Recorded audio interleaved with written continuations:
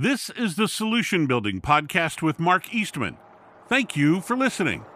Today's solution: have you had money problems? If you're in the construction business, I'll bet you've asked yourself, how can running a business be this hard? There's never enough time to get everything done.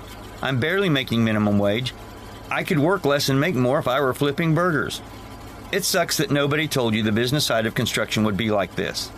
I'm Mark Eastman, and as a professional builder and general contractor for over 40 years, I've felt that pain.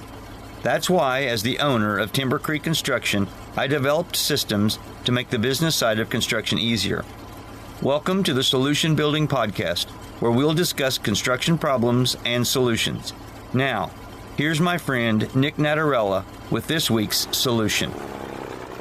Have you had money problems? If you own a construction business, I bet you have. Irregular income is one of the biggest struggles for self-employed construction business owners. Add in a customer who doesn't pay on time, and things can even get more stressful. Often, these problems could have been avoided with clear communication. Here's a story about Gene dealing with just such a situation. It's been a couple of weeks since Gene got his truck back from the mechanic, and the garage project is finished. He's on his way to meet the customer and collect the final payment, money he desperately needs to catch up on some bills. Gene feels good as he shifts gears, listening to the powerful diesel engine roar as he accelerates in his repaired truck. That sound of the motor makes him feel like he can take on anything, which is great, because there are more projects and leads to follow up on. Pulling up to the customer's house, Gene sees the finished garage in the backyard. It looks really good. With 4-inch lap fiber cement siding and 612 pitch roof, both matching the house perfectly. It really looks like it belongs there. Maybe things are finally turning around for Gene and his business. Gene walks to the front door and rings the doorbell. Mr. Adams opens it and invites him in. After exchanging pleasantries, they sit at the kitchen table. "So, how do you like your new garage?" Gene asks. "I really like it," replies Mr. Adams. "It looks great, and it's going to be great to have a place to park out of the weather." "I'm glad you like it," says Gene, handing him the final invoice. As Mr. Adams reviews it, Gene can tell something is wrong. "What's the matter?" he asks. Mr. Adams looks up. "This is more than I expected. Based on the price you gave me and what I've already paid, the balance should be $7,500. Why is this bill $9,100? "That price didn't include the windows," Gene explains. "After we got started, you told me you wanted a window on each side wall of the garage. The additional $1,600 is for installing those 2 new windows." "Yes, but I had no idea 2 windows would cost that much.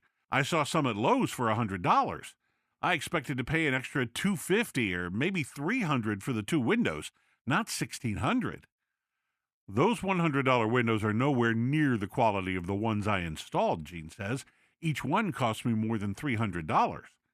After a lengthy discussion, Mr. Adams offers to pay $600 for the windows and says he'll write Gene the check today.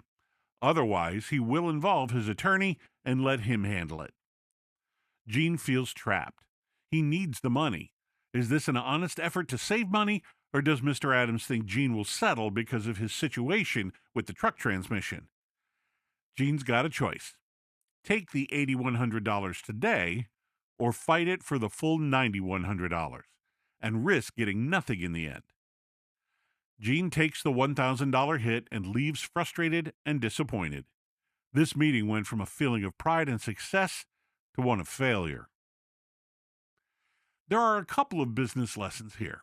First, the extra work should never be done without a change order. That would have clearly communicated the additional cost to the customer. But even with that mistake aside, there are multiple situations that can cause us to come up short of money. Jobs running over schedule due to weather or production issues, unexpected expenses, or higher than planned material costs. So what do you do when you're in a situation like Gene, needing every dollar of that $9,100 to pay bills? It's good to have money set aside for equipment and building repairs and maintenance or business expansion. Saving for the unexpected can help you avoid frustration and disappointment. One simple step you can take today is checking out the 5-Minute Financial Health Review. It gives you a quick snapshot of where your business stands and highlights areas where you can improve or fix possible money problems and savings. From there, you can take action with the Savings Transfer Tool, a spreadsheet designed to help you save money for situations like these and more. You can get the Savings Transfer Tool as part of our Business Building Toolbox.